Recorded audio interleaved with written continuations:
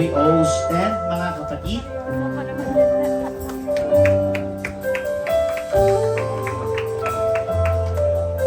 Praise the Lord. Masayahin yung MC natin, no? Praise God. Salamat, Brother Jeff, sa pagpapasaya ng mga nalulungkot namin puso. Praise God. Sabungan. Okay. Habol ko lang yung announcement, mga kapatid, na last meeting lang namin na pag-usapan ng mga pastors, ministers meeting. Sa darating na March 14, 8 a.m. to 5 p.m. tanghalang Pasigueño. May tema rin na parehas sa mga youth na maximum impact because of souls. Sa evangelism ito, sir. Home Mission Department, mga kapatid. Huwag kayong mag-alala, wala pong registration yan. Lahat pwedeng pumunta. Sa mga willing at may oras, lagay nyo na sa kalendaryo nyo. Wala po kayong babayaran, pastor lang po ang magbabayad. So, kahit only, kahit buong church, pwede daw pong dalhin, mga kapatid. So, I encourage everyone, mga kapatid, sa lahat po na may kabigatan, to win more souls, to harvest more souls, para tayo maraming matutunan pagdating po. May kaalaman po sa pag-akay ng mga kaluluwa, evangelism department po, mga kapatid. Meron po tayo. Lahat po ng district board natin ng NCR, sila po ang mga lecturers, kasama po ang ating district presbyter. Tanghalang Pasigueño, March 14. Save the date, 8 a.m. to 5 p.m. Libre po yan. Salamat. Pakitake down notes na lang, sir, sa mga gustong sumawa. I-open natin, mga kapatid. Especially po sa... Open po yan sa lahat ng tatay namin. Everybody say, praise the Lord. Praise the Lord. Nandiyan pa ba kayo, mga kapatid? Lahat ng gising sumigaw ng woo! Lahat ng inantok, magsabing hallelujah. Daming inaantok. Hallelujah, hallelujah. Okay. Masyado nang malalim ang ating umaga, mga kapatid. It's already malapit na mag 10:30. Romans chapter 8 verse 5 to 6. Sorry, nahalo yung ano dyan. Yung 6 parang nahalong NIV. Pero basahin mo sa King James Version. The Bible says, Romans chapter 8 verse 5, for they that are after the flesh. Meron ba kayo mga Bible? Yes. For they that are after the flesh do mind the things of the flesh, but they that are after the Spirit, the things of the Spirit. Verse 6, tama lang pala. For to be carnally minded is death, but to be spiritually minded is life and peace. Once again, for to be carnally minded is death, but to be spiritually minded is life and peace. Turn your Bible in the book of Philippians chapter 4 verse 8. Finally, my brethren, whatsoever things are true, whatsoever things are honest, whatsoever things are just, whatsoever things are pure, whatsoever things are lovely, whatsoever things are of good report, if there be any virtue and if there be any praise, think. Everybody say, think. Think. If there be any praise, think on these things. Sa sitwasyon po ni Apostle Paul, ito pong epistles niya sa mga taga-Philippi, sinulat niya po ito, mga kapatid, nung siya po ay nasa loob lamang ng kulungan. Imagine, mga kapatid, siya yung nangangailangan ng encouragement, pero siya yung nag-encourage sa mga taong taga sa labas. Ang sabi niya, mga kapatid, sa mga kapatiran, mag-focus kayo. Ang sabi niya, kontrolin nyo ang inyong pag-iisip, magkaroon kayo ng tamang desisyon sa buhay kahit ano pa man ang sitwasyon. Kahit may mas mabigat pang pinagdaraanan si Paul. Ganyan si Pablo, mga kapatid. Kung meron man kayong iidolohin sa isa sa mga character sa Bible, one of the best is Paul, Apostle Paul.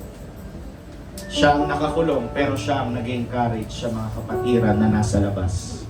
Parang baliktad, no? Let us pray. Let us bow down our head and let us pray. Father Jesus, we come to you, O God, with full of thanksgiving in our hearts. Thank you so much, Father, for all the provision, blessings, empowerment, O God. Hallelujah. Salamat po, Panginoong Hesus, sa paulit-ulit mong pagmamahal sa amin na hindi nagbabago kailanman. Panginoon, wag mo pong tignan ang aming pong kakulangan. Tignan mo ang aming pagsusumikap ngayong umagang ito. Ang aming pagnanais na makalapit kami sa iyong kabanal-banalang trono, sa iyong mga paanan, Panginoong Isus. Humihingi ng kalinisan, ng kapatawaran sa aming mga nagawang karumihan. O Diyos, tulungan mo ang iglesyang ito, Panginoong Isus. Break every chain, break every strongholds, O God, sa lahat po ng Panginoong Isus na magiging hadlang sa umagang ito. Lord, I rebuke it in the name of Jesus Christ. Alisin mo, O God, ang mga agam-agam. Alisin mo ang pagdadalawang isip, Panginoong Isus. Ang aming atensyon, O God, ay nakafocus, O God, nakasentro ang aming kaisipan sa iyong mga salita. Whatever comes in our way, O God, hallelujah, we expect blessing, healing, deliverance, O God, hallelujah, in your mighty and your precious name. Release your heavenly blessing as you pour it out. Handa na po kami tumanggap, O God, na mga pagpapala, 100 of blessings to be upon us. Come on, can we claim it? In the name of Jesus. Punuin mo ang sanktuaryong ito, O God, ng iyong makapangyarihang dugo, ng iyong makapangyarihang pag-ibig, O God. Hallelujah. Mula rito sa pulpito hanggang sa likuran, anoint thy servant, anoint your words in Jesus' name. We pray. All God's people shout, Amen. Amen. Clap your hands to Jesus and give Him a mighty shout of praise. Palakpak na ng kasamang hilaw. Itaas po natin ang ating Panginoon. Isigaw natin. Iproklama po natin ang nag-iisang pangalan ng ating Panginoon. Sambahin natin siya sa Espiritu at katotohanan.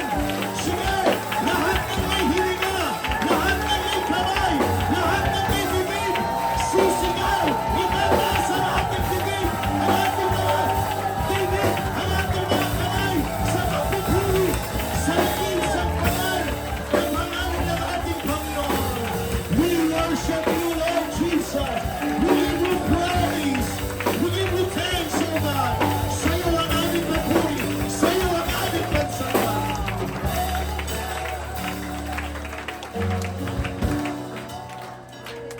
Tunay na makapangyarihan ng Panginoon. Tunay na kumikilos ang Diyos, mga kapatid. In times of sickness, in times of troubles, hindi po tayo magsasawang sabihin na mabuti ang ating Panginoon. Kahit mabigat, kahit sobrang bigat pa yan, hindi po maaalis dapat sa ating mga bokabularyo na mabuti ang Panginoon. He supply your needs. He supply your physical strength. He supply your spiritual breakthrough, financial blessing. Isn't it amazing, mga kapatid, that the Lord has been good all through times, all through the years. Hindi tayo pinabayaan ng ating Panginoon. Woo! Hallelujah! Sa pangmalakas na palakpak para kay Jesus.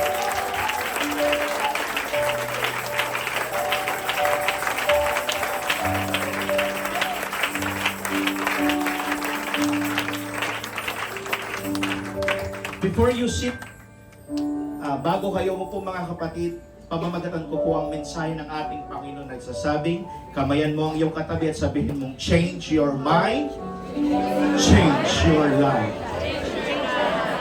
Change your mind, change your life. Kahit sa likuran mo, kamayan mo. Sa kaliwat kanan, sa harapan mo, kamayan mo at sabihin mong, change your mind, change your life. Thank you, please be seated.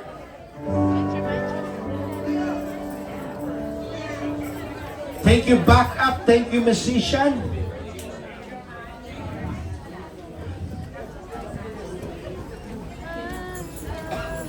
Everybody say amen. Amen. Change your mind, change your life. In my introduction, church, if you want to understand the direction of a person's life, look at what fills their mind. Because long before actions appear in public, thoughts are formed in private. Dito po nang gagaling ang lahat, mga kapatid. Kung ano ang ating iniisip, sa nating ginagawa, mga kapatid. Kung ano ang mga plano, kung ano ang mga desisyon na gagawin natin sa ating mga buhay, siya rin po nating ginagawa. Bago pa ang isang tao mag-quit, sumuko, the thought already entered into the mind. Bago pa ang isang tao gumawa ng pagkakamali, the idea first formed in the mind. I am talking sa kasalanang sinasadya. Bago pa sumuko ang isang tao, the doubt begins in the mind. So bago pa makita, mapuna, mapansin at malaman ng bawat iba o bawat kapatiran o bawat tao, nagsisimula po yan sa isipan ng tao. Napo-form na po yan sa kaisipan ng tao. Kaya ang sabi ng Biblia, mga kapatid, Colossians chapter 3 verse 2, set your affection on things on the above, not on the things on the earth. Meaning to say, set not your mind on the things on the earth, not on the things, rather not on the things on the earth, but rather the things on the heaven. Amen? Sa mababaw po na pangunawa, kung saan po nakatuon ang ating kaisipan, doon po pupunta ang ating mga pamumuhay o ang ating buhay. Ganun po yun. Yung sinasabi ni Pablo. Ang gusto pong sabihin ni Paul, mga kapatid, kung ikaw ay na kay Kristo na, iba na dapat ang paraan ng pag-iisip mo. Na hindi ka na nabubuhay para sa popularity, hindi ka na dapat namumuhay sa comparison, hindi ka na dapat namumuhay sa approval ng tao at sa mga materially success, kundi nabubuhay ka na sa mga bagay na may eternal values. Ano po yung may mga eternal values? Kabutihan, kabanalan, katuwiran. Ano pa? Mabubuting asal, mabubuting gawain, kapayapaan, at contentment. Kaya ang sabi po ni Pablo, kung ang kaisipan ay governed po ng laman, it leads to death. Pero kung ang kaisipan ay governed po ng Espiritu ng Diyos, o yung tinatawag na Holy Spirit, it leads to life and peace. Amen? Lahat ng inaantok, magsabing praise the Lord.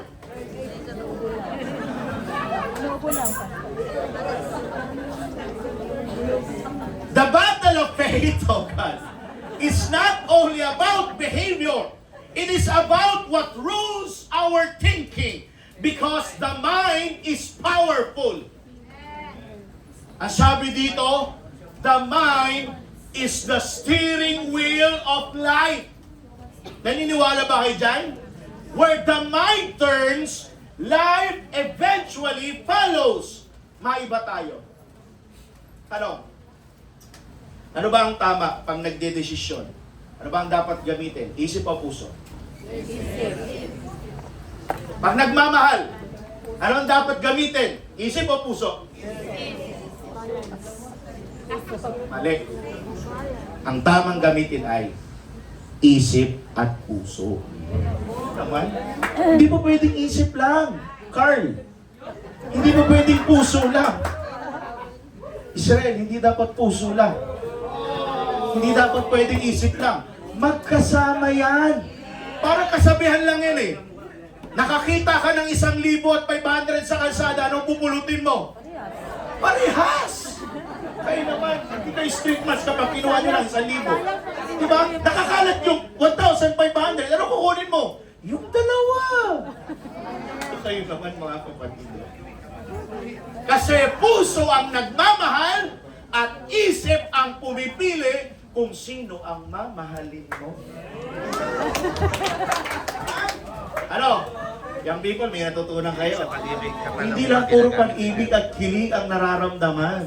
Kakatapos na ng kilig at courtship marriage natin. Love courtship marriage. May natutunan ba kayo doon? Pastor, natatandaan ko lang, sabi mo, pag graduate namin, pwede na kami magkasintahan. So, usap tayo. God's design and the enemy's target.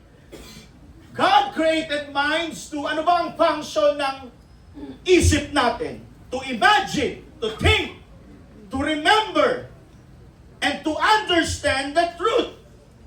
But you need also to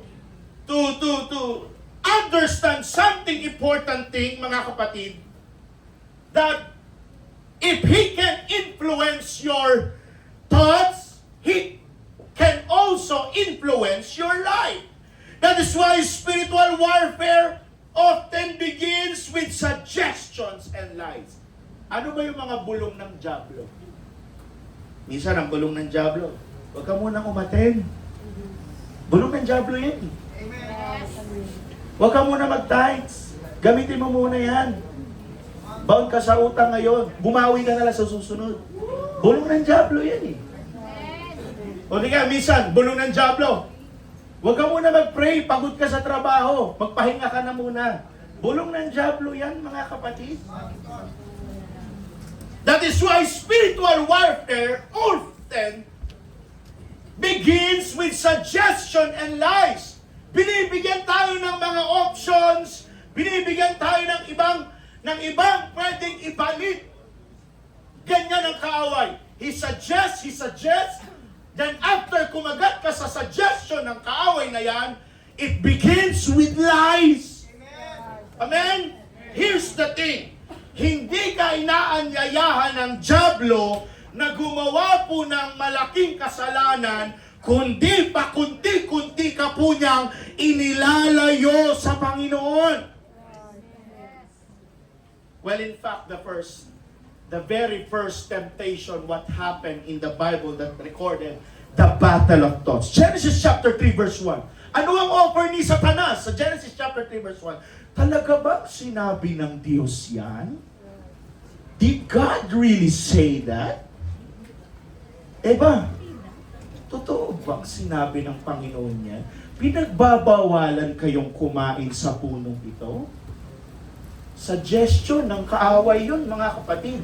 Pag kumagat si Eva doon, papasukan niya ng lies yun. Amen? Talaga bang pinagbabawalan kayo ng Diyos? Mamamatay? Parang hindi naman. Anong mga offer ng mga kaaway, no? Hindi totoong mamamatay kayo. Sinabi lang yan niya dahil alam niya na kapag kumain kayo ng bungang yaon, mabubuksan ng inyong kaisipan. Pandaraya, lies, deception, suggestion ng kaaway. The enemy planted a seed of doubt in the mind of Eve. Dito ang unang tinarget, mga kapatid, ng dyablo sa isipan ni Eva. Para pag nakapasok siya, suggestion, punta kay Adan. Nagkagulo. The perfect book in the Bible is Genesis chapter 1 and 2. Pero ang pinaka-heartbreaking na chapter sa buong Biblia, Genesis chapter 3, the fall of man. Diyan nagsimula ang kasalanan ng sanlibutan. Now, once the thought entered the mind, the door to sin opened. Because every temptation begins as a conversation in the mind. Everybody say amen. Amen. Now, number one, a captured mind leads to a captured life. Nagbigay po ng babala si Apostol Pablo sa mga mananampalataya tungkol po sa destructive thinking patterns. In 2 Corinthians chapter 10 verse 5, it says, we take captive every thought to make it obedient to Christ. Notice what Paul says. Take captive every thought. Not some thoughts, not other thoughts, but every thought. Because not all thoughts deserves to stay in your mind, mga kapatid. Hindi lahat ng nandito sa isip natin dapat ginagawa natin.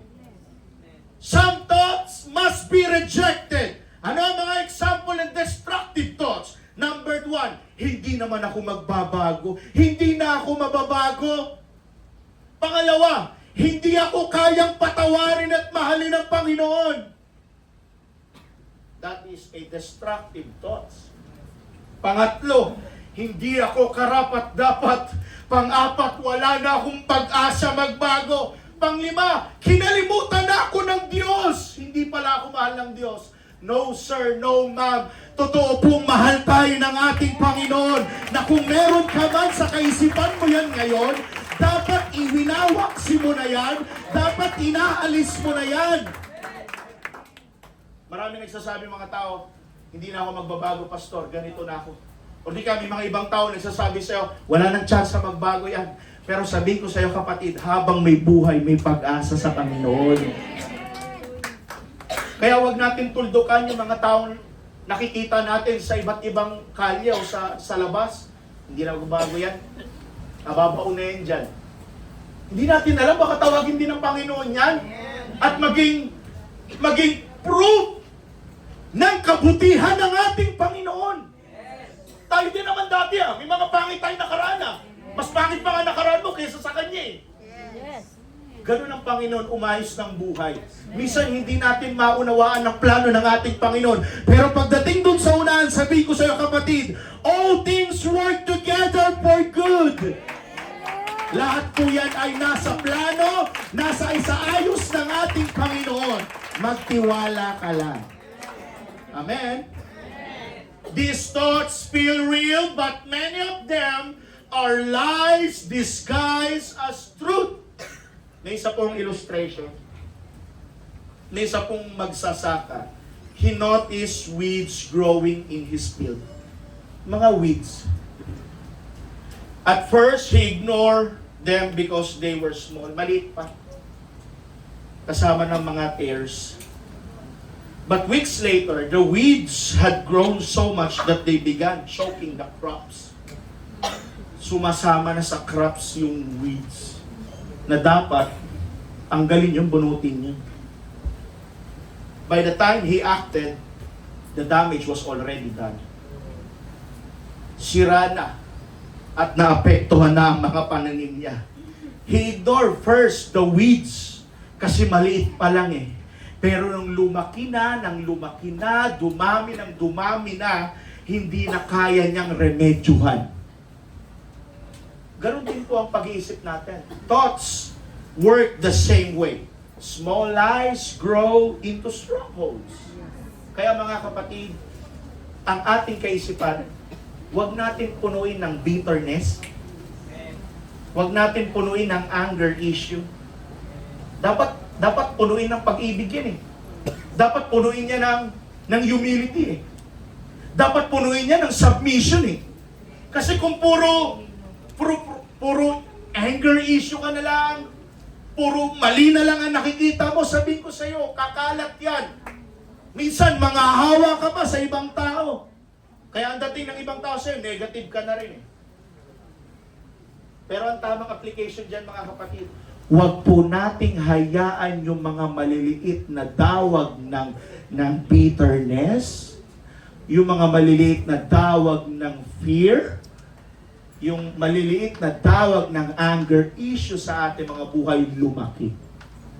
Mahirap remedyohan niya. Baka maging mangyari, maging reprobate heart tayo. Na kahit anong pangangaral ng salita ng Diyos, hindi ka na tinatabla. Anong tawag doon? Kalos na puso. Matigas pa sa matigas na tinapay.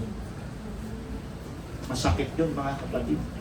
Kaya habang may pagkakataon na magbago, habang may pagkakataon na makalapit sa Panginoon, hingi ng tawad sa Diyos. Hingi ng pagpapakumbaba. Tanungin ko kayo, mahirap bang humingi ng tawad sa Panginoon? Masasabi mo yan. Pero paano pag sa may mga taong may pride? Bitterness sa puso! Ayaw magpakumbaba! Ayaw tumanggap ng correction! Mabigat yun. Pero sabi ko sa inyo, yung kayabangan, yung spirito ng kayabangan, yung spirito ng ayaw ng correction, yung spirito ng ayaw magpakumbaba, pabasag mo sa Panginoon yan. Pabasag mo sa Panginoon. Kaya kang tulungan ng Panginoon. Sabi nga ng Biblia, walang mahirap sa Diyos. Kanta yan, di ba? Walang mahirap sa'yo. Walang mahirap sa'yo. Ano nga yung kata yan? Walang imposible sa Diyos. Ikaw ang Panginoon na makapangyarihan. Walang mahirap sa'yo. Walang mahirap sa Panginoon. Lahat ng problema ay kaya pong solusyonan ng ating Panginoon. Yung malakas-lakas naman na palakpak, mga kapatid. Hallelujah! Because the thoughts you tolerate today can become the chains you carry tomorrow. Number 2, a renewed mind leads to a transformed life. Paul teaches something powerful about transformation. Romans chapter 12 verse 2. But be ye transformed by the renewing of your mind. Ano sunod yun? That ye may be able to accept and perfect will of God. Be ye transformed by the renewing of your mind. Notice that transformation begins with the renewal of mind. Many people try to change their behavior without changing their thinking. But real change begins inside. Dito po nagsisimula lahat.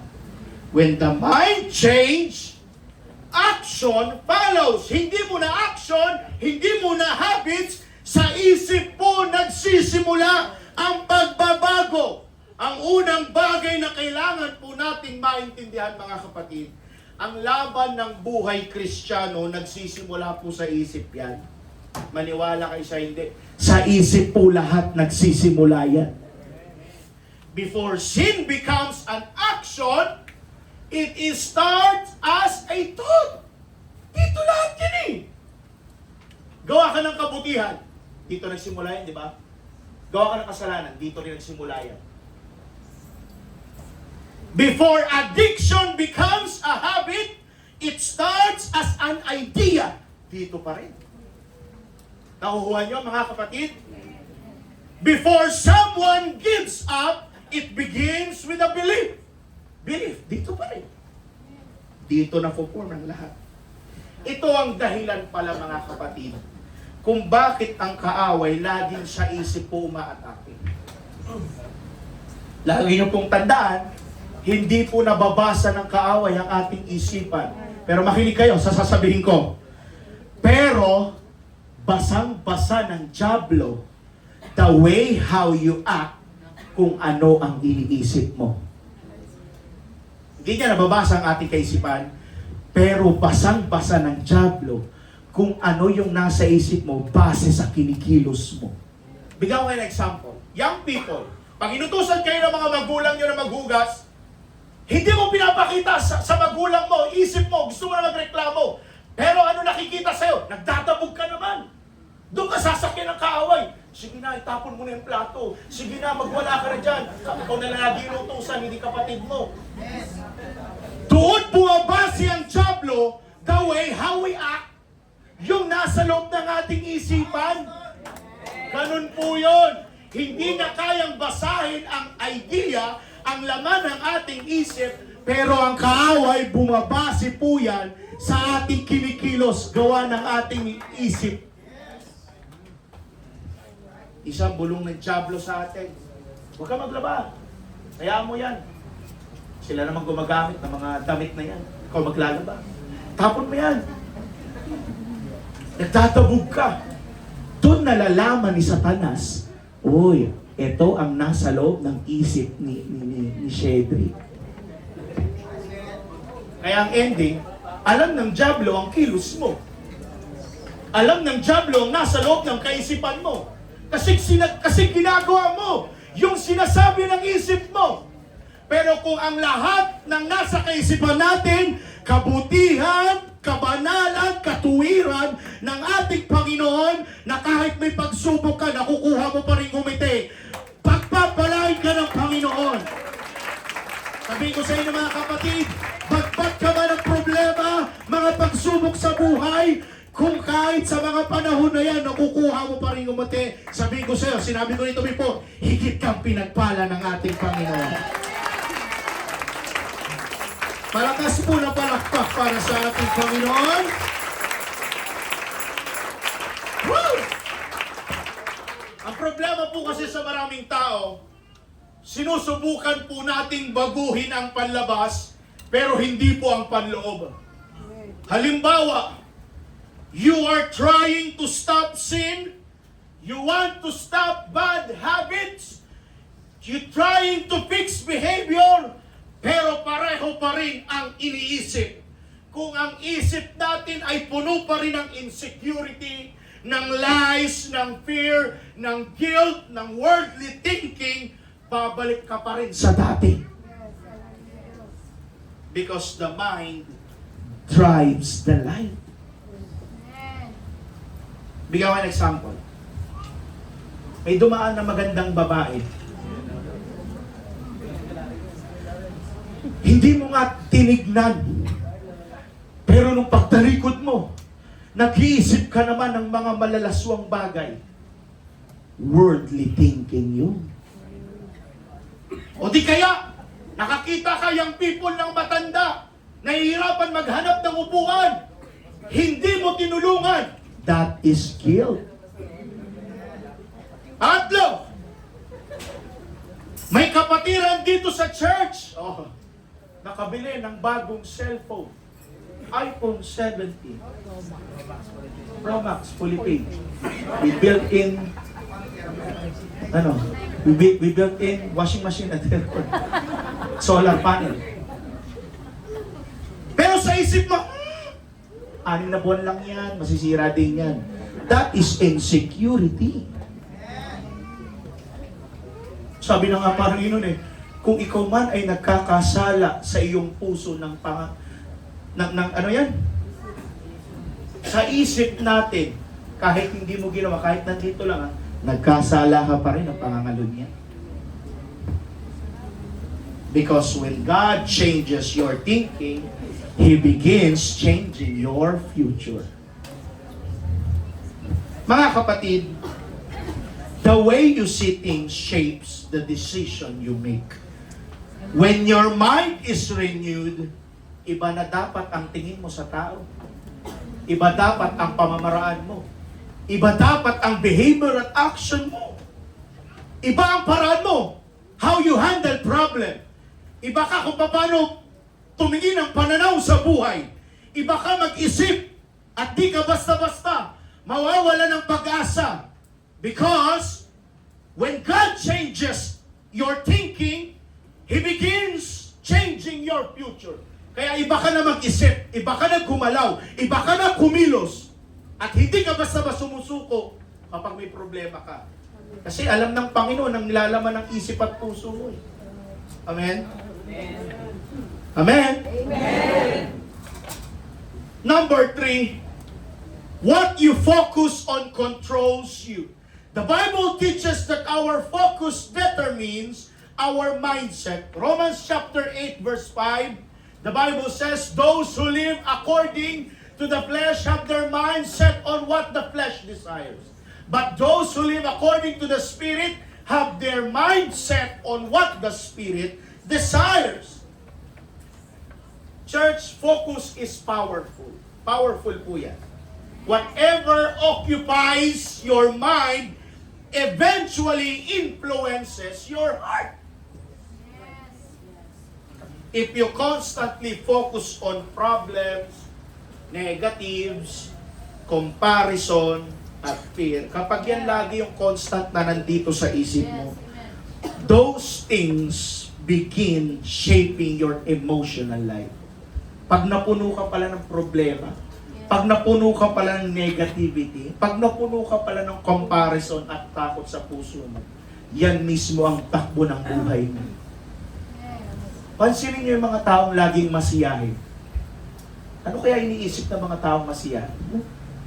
Ate Janet, ano kaya iniisip na Ate Janet? Masiyahin sa Ate Janet eh.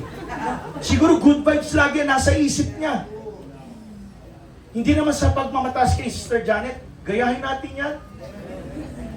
Kahit may problema din ang tao. May problema din sa pamilya. Sabi nga sa ni Ate Janet lagi, asawa ko lagi, pastor. Brother Balbat. Lagi kami nag-aaway. Pero pagdating dito sa church, nakamitin pa rin. Ikaw kasi, nagka-problema ka lang sa ganito, nakasimangot ka na kagad sa church. Mga kapatid, pagpapasok tayo sa church, utang na loob. Kumiti-ngiti naman tayo. Makipag-approach tayo, makipagbatian tayo, makipagkamayan tayo, makipag-reconcile tayo, makipagbatian tayo.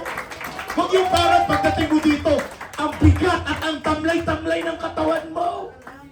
Kaya minsan, hirap pa kumilos ang Panginoon sa buhay mo. Kasi ngayon pa lang, nakikita na ng Panginoon, ay wala to, happy gusto nyo, nakasimangot na naman.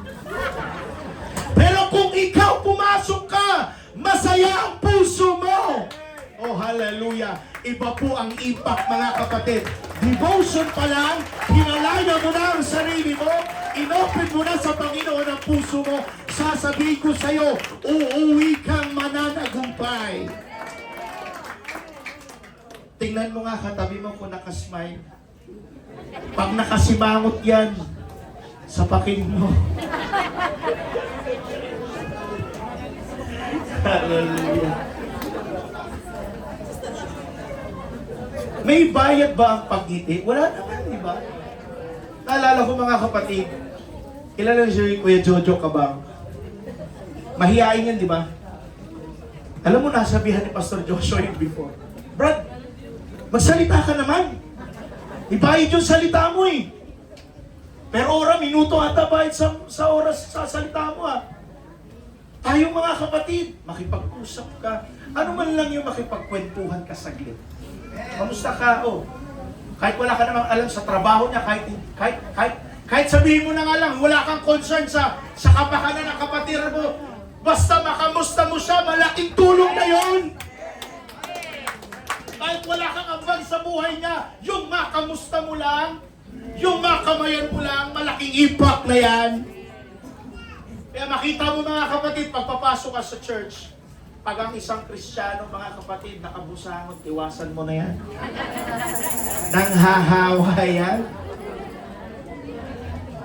Pag may nakita kayo, doon ka tumabi sa masiyahin. Pastor, iwasan talaga. Huwag mong mabuwasan. Mga kapatid, i-express natin talaga. Kahit minsan, ganito yun mga kapatid eh. Kahit madami ang pinagdaraanan mo, pagod ka, stress ka sa trabaho, pwede bang pagdating dito sa loob ng church, ibahin mo yung ambient ng mukha mo, isukbit mo yung matagal mo ng smile na hindi mo sinusuot. Para mga kapatid, di ba? Kasi tama no, kahit yung face mask na lang ni Manny Pacquiao na nakasmile. Para kahit sa loob no, nakasimangot ka pero nakasmile ka pa rin.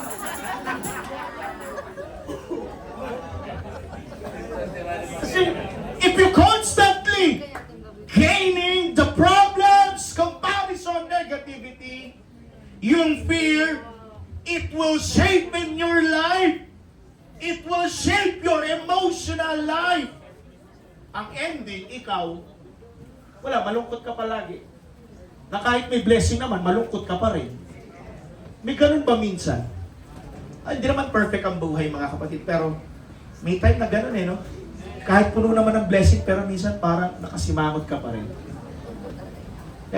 Let us apply yung kabutihan ng Panginoon sa ating mga buhay. Palakpakan po natin si Jesus.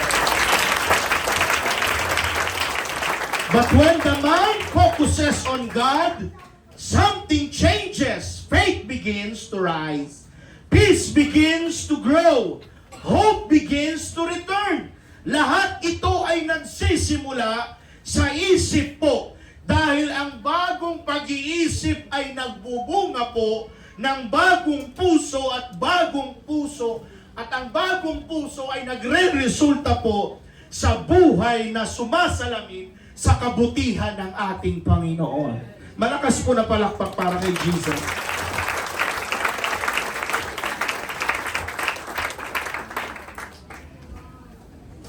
May isa akong illustration uli dito.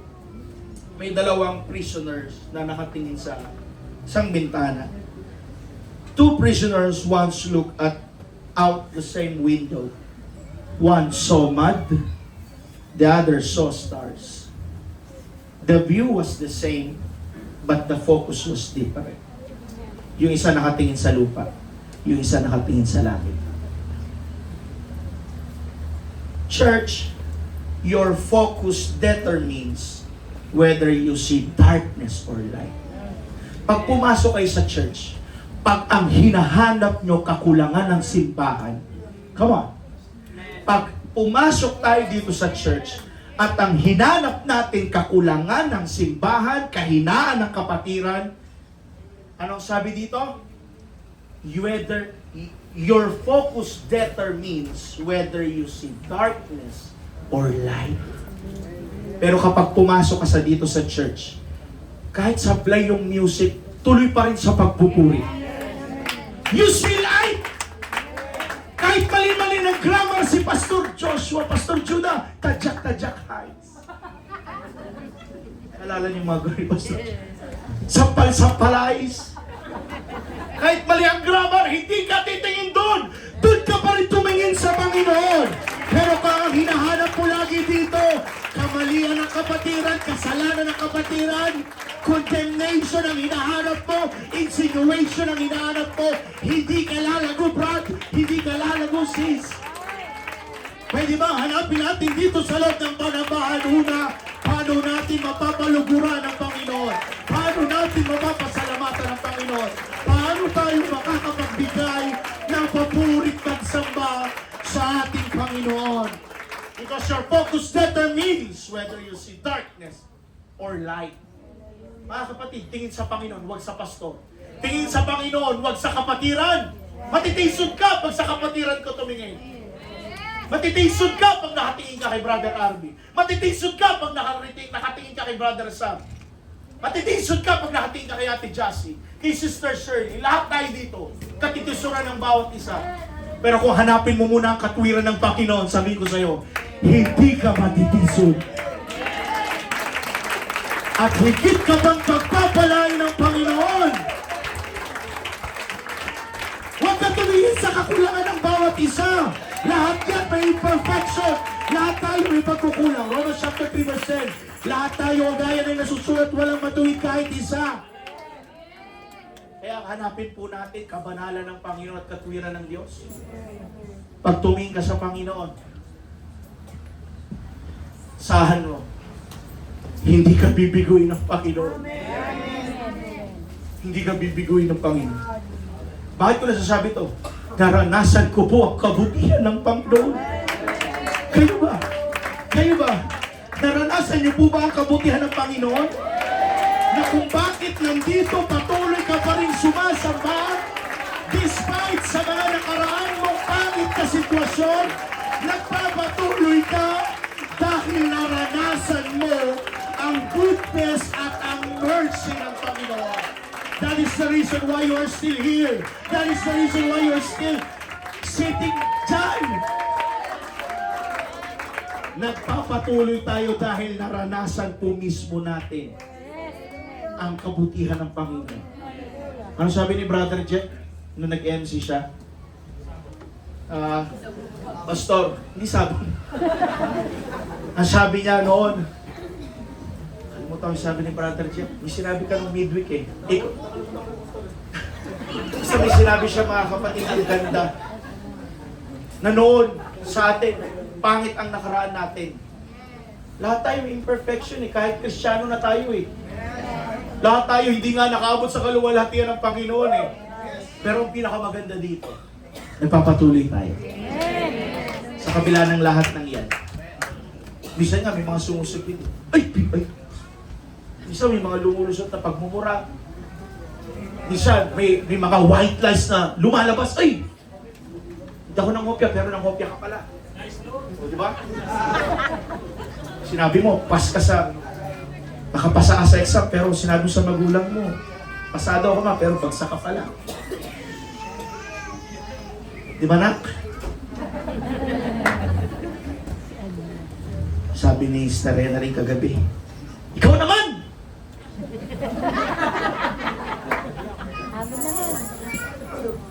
Sige. Na magawa mga kapatid. Alam nyo, pag na-experience mo talaga ang kabutihan ng Panginoon, hindi ka talaga basta-basta bibitaw no? Hindi ka talaga basta-basta bibitaw. Diba?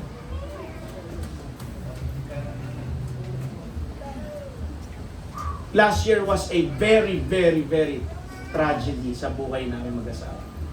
Pero doon ko napatunayan ng Panginoon, hindi niya kami iniwan sa gitna ng problema. Ngayon, ginagawa ko siyang stepping stone para umangat ako sa next level ng faith ko. I am going to perfection. Papunta tayo dun eh. We are going to perfection. Let us hold and lay the foundation. Kung iisipin ko mga kapatid, kung ako, hindi ako mananampalataya, baka iniisip ko lang naman. Pero iniisip ko mga kapatid, kung nangyari ito sa amin tapos unbeliever kami ni Starena Lee. Susuko kami. Baka isa sa amin mag-give up. Baka asawa ko, baka hindi na magpatuloy maglingkod sa Panginoon. Pero salamat sa Panginoon.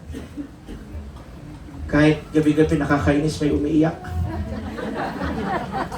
Nakarindi mga kapatid. Pero ganun pala talaga, no? Na araw-araw ng buhay may natututunan tayo. Amen ba mga kapatid? Palakpakan po natin si Jesus. Sa lahat po ng malapit ng antok ay magsabing hallelujah. Number 4, a mind anchored in God produces peace. Peace is not the absence of problems. Peace is the presence of God in the mind. Scripture says, Isaiah chapter 26 verse 3, you will keep in perfect peace those whose mind are steadfast. Kung ang mundo man ngayon mga kapatid ay puno ng ingay, social media, news, stress, responsibilities, all these things compete for our attention. Sa news nga mga kapatid, sa politics updated ba kayo sa mga news natin ngayon? Yung pangangampanya ngayon ni Sara Duterte na ako po ay tatakbo bilang Pangulo ng Pilipinas sa darating na sa taong 2028. Nabulabog yung mga crocs, no? Diba? Lalong umiinit ngayon mga kapatid ang matinding.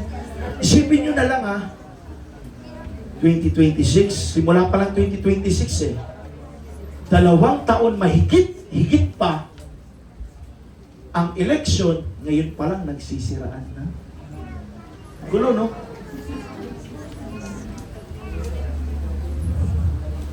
Sa responsibilities naman, pagtulong sa gawaing bahay. Sa lahat ng magkakapatid dito, nagtutulungan ba kayo sa gawaing bahay? Patay katiha. Ito para sa magkapatid. Mga young people, makinig kayo. Huwag magbilangan ng trabaho, friends. Carl, busy nga si Ate Kim may trabaho Ikaw muna gumawa ng labahin. Di ba? Busy sa Grihangs. Di ba? Si KLP. Busy sa motor yun naman. Si Kuya Michael na nagagawa ng trabaho. Di ba? Sa magkakapatid, wafer siblings. Pag ang isa nagtatrabaho na si Kuya, si Ate Shena nagtatrabaho na, kami na nag-aaral, kayo dapat ang mautusan. Paano naman ako susunod ni Shena? Paano ako susunod? Di naman ako binibigyan ng allowance ni Kuya. Mga kapatid, paggawaing bahay, mga responsibilities. Ang dami nagko-compete sa ating kaisipan. But the mind that stays fixed on God experiences something deeper. Yung peace, not temporary calm, but a steady confidence that God is in control. Meron po isang illustration ulit. May isa pong batang nakakatulog ng maayos sa maliit na barko. Habang malakas yung alon, malakas yung hangin, lakas yung hampas ng alon sa barko, sabi ng mga tao, "Iho, bakit hindi ka natatakot?" Ang sabi ng bata, "Tatay ko po yung kapitan eh." It's a matter of faith. Naalala niyo yung story ng apostles na kasama nila si Jesus. Si Jesus na mismo kasama nila sa bangka. Natakot pa rin sila.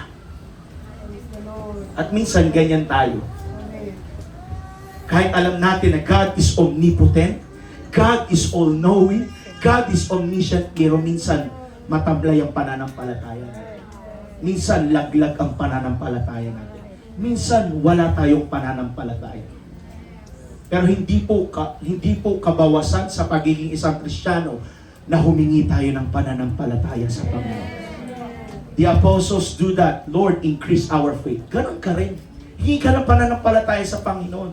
Kung pakiramdam mo, nangingibabaw na ang katuwagan, kung nangingibabaw na ang problema, kung nangingibabaw na ang fear over faith, hingi ka ng pananampalataya sa Panginoon. That is what faith does in the minds ng bata. Hindi siya natatakot sa lakas ng hangin, sa lakas ng hampas ng alon. Bakit? Alam niya yung kapitan, tatay niya. Ganun yung faith kumikilo sa isipan ng tao.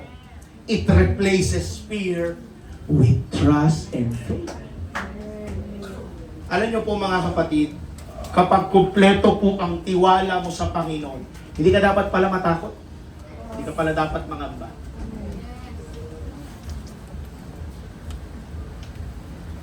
When the mind trusts God, the heart finds rest. Amen. Church, let us pause for a minute and try once again reflect with all honesty.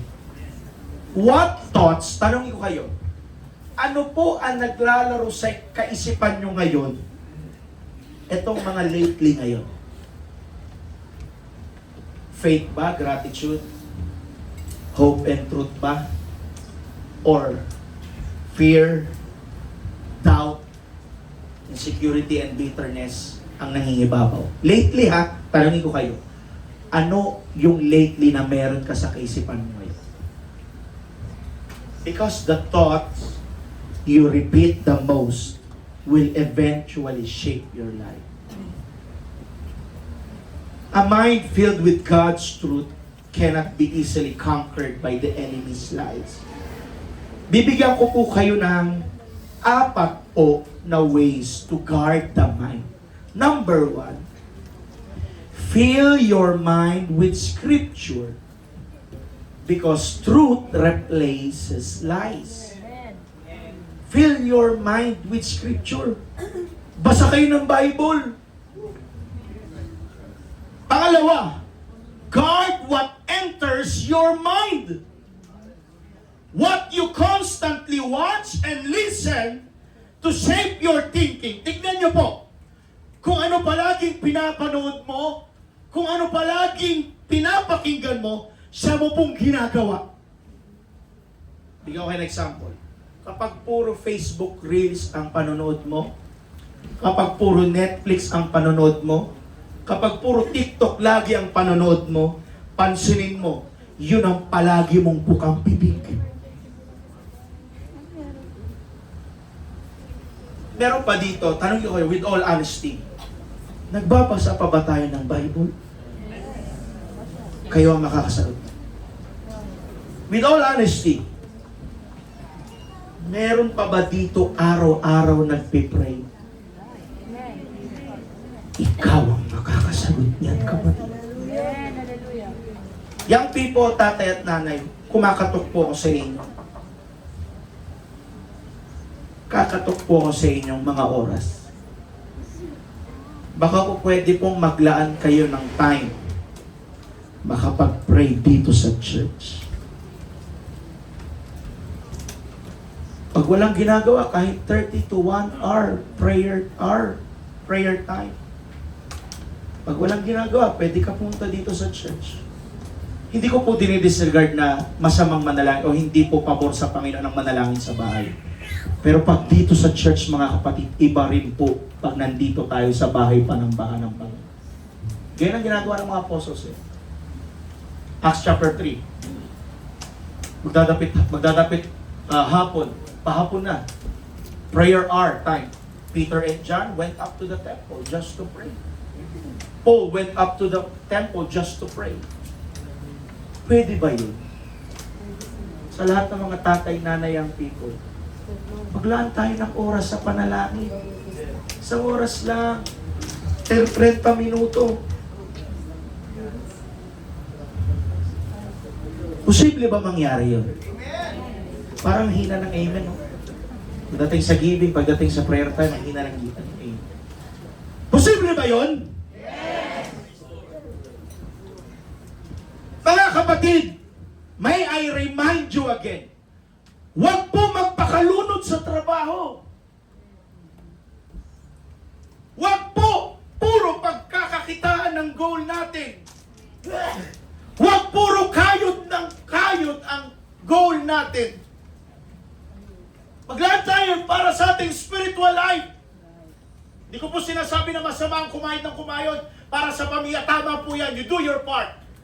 But are you doing your part for Him? For God? Balanse dapat yan. Minsan nga, linggo ka na lang makita dito sa church eh.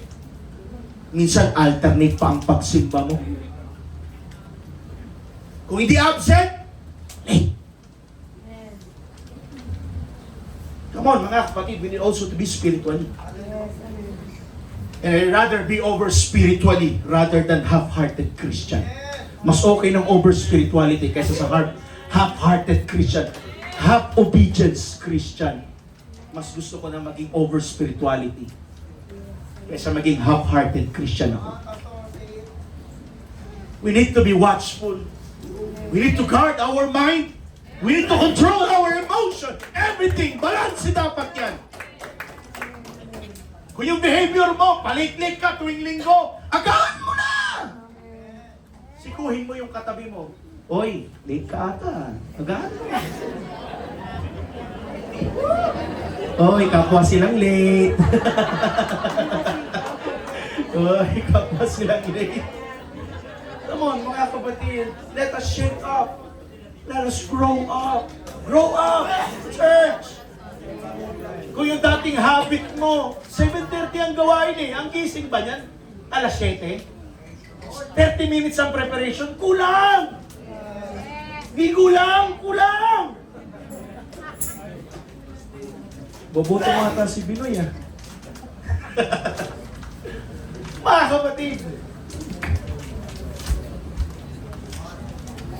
Number 3, speak truth over yourself. Faith grows when truth is declared. Number 4, practice gratitude. Marami tayong matapos. Gratitude shifts the focus from problems to blessings. And practicing gratitude is a habit you build little by little. Mga kapatid, practice natin ang gratitude ha. Ang marunong magpasalamat na puso, mas lalong pinagpapala ng Panginoon. Says, simpleng pagsabi ng thank you po. Simpleng pagsabi ng salamat Panginoon. Salamat po brother. Salamat kapatid. Binigay kayo sa akin. Salamat, ginamit kayo ng Panginoon. Hindi yung parang pagsabi mo, wala. Practicing gratitude. Make it a habit. And you will build it little by little. In my conclusion, church, the mind is one of the most powerful gifts God has given us. It becomes a place of fear and also it becomes a place of faith. The enemy wants your mind filled with lies, but God wants your mind filled with truth. And when the mind is filled with the truth, life begins to change. So today, mga kapatid, tanungin ko kayo, are you guarding your mind, your thoughts? Choose to renew your mind.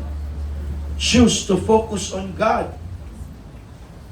Because this truth will always remain. Pakinggan niyo po ito.